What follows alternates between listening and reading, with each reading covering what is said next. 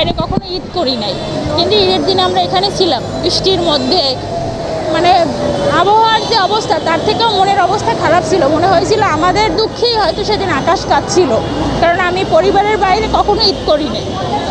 আর আজকে যে অবস্থা, আসলে এটা হচ্ছে আমরা মেয়েরা সবাই, অনেকেই মা, এখানে আপনারা দেখতে পাচ্ছেন বাচ্চারা আছে, বাচ্চাদের আসলে রাস্তার পাশে কতটা নিরাপদ। এবং এখানে আমরা যারা মেয়েরা আছি আমাদের ঠিকমতো খাওয়া দাওয়া হচ্ছে না, কারণ ঈদের সময় সব কিছু বন্ধ ছিল। হোটেল বলেন, রেস্টুরেন্ট বলেন, আবাসিক বলেন, সব কিছু বন্ধ ছিল।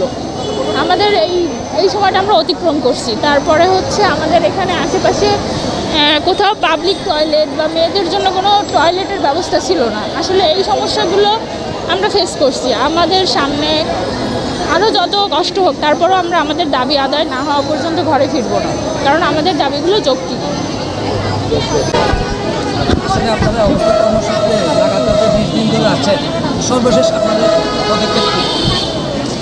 আমরা প্রথম হচ্ছে আমরণ অন্বেষণে ছিলাম প্রেস ব্রিফিংয়ের পরে, তারপরে হচ্ছে যমুনা অভিমুখে গেলে আমাদেরকে পুলিশ 3 দফায় প্রহার করে।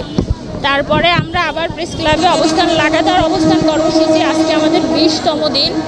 তো আজকে আমরা বলতে চাই একটা কথাই, যে আপনারা জানেন গত 10 দিন আগে ঈদ ছিল।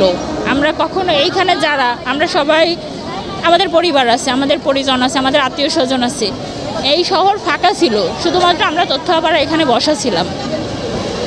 তাহলে এটা আমাদের জন্য, আমাদের কি বলবো, সবার কোরবানির ধরন আলাদা। এটা আমাদের চাকরির জন্য এই ঈদ আমরা স্যাক্রিফাইস করেছি। আর আমাদের হচ্ছে সর্বশেষ যে কর্মসূচি আপনারা জানতে চান, সেটা হচ্ছে আমাদের দাবি যৌক্তিক, আমাদের অধিকার, এটা আমাদের চাকরি, আমাদের অধিকার। আমাদের এই দাবি না মানা পর্যন্ত আমরা লাগাতার অবস্থান কর্মসূচি এভাবে চলবে। এই বিষয়টা আপনারা লাগাতার 20 দিন আছেন, আরো কতদিন থাকতে হবে তার কোনো সীমারেখা নেই। এখন এটা আমাদের, হ্যাঁ, এই দায়টা কার উপর চাপাতে থাকছে? এই দায় মূলত আমরা